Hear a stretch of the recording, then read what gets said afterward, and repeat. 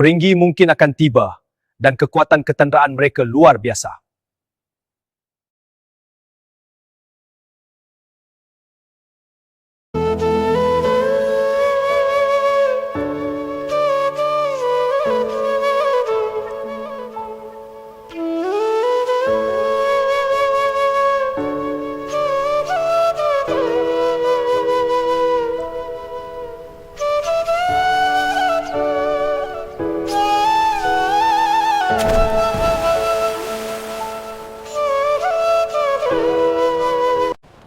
Assalamualaikum Dato', selamat pulang.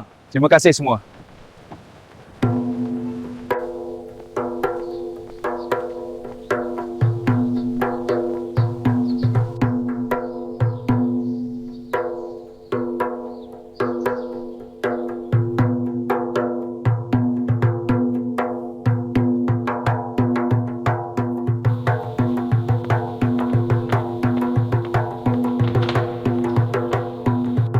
Ketibaan Dato' Laksmana masuk menghadap.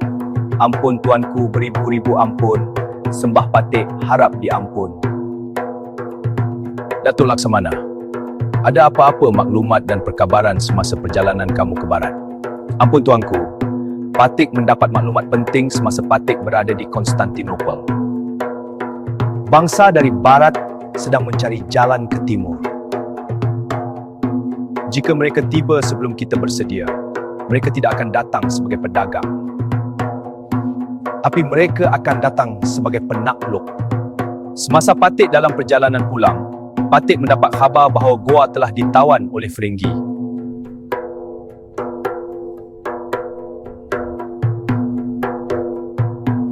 Beta juga ada mendengar tentang khabar dari Goa tersebut. Dato' Bendahara.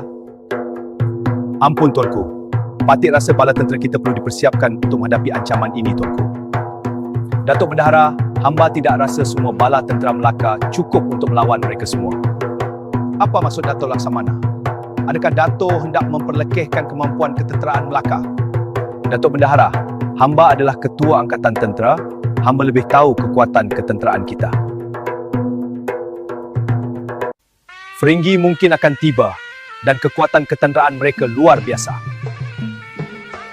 Sabar Dato' Bendahara, kita dengar dulu apa yang Dato' Laksamana hendak sampaikan. Silakan Dato' Laksamana.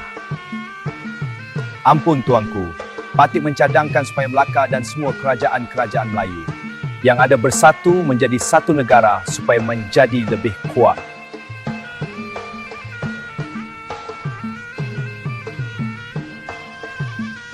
Jika kita terus berpecah, Melaka, Aceh, Demak, Brunei, Kedah, Sulu, Samudera Pasai, Patani dan lain-lain, suatu hari nanti orang barat akan datang memusnahkan kita satu demi satu. Feringgi Kastila telah bersatu menjadi sebuah negara setelah mengalahkan kerajaan Islam Granada. Jika mereka boleh bersatu, kita bangsa Melayu juga boleh bersatu.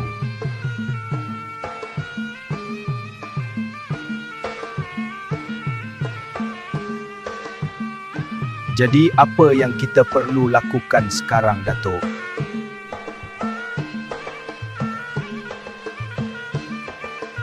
Setelah mendapat perkenan dari Sultan, Laksamana Jagat pun berangkat menuju ke kerajaan-kerajaan Melayu di seluruh Nusantara untuk mengajak mereka bersatu sebagai sebuah negara berdaulat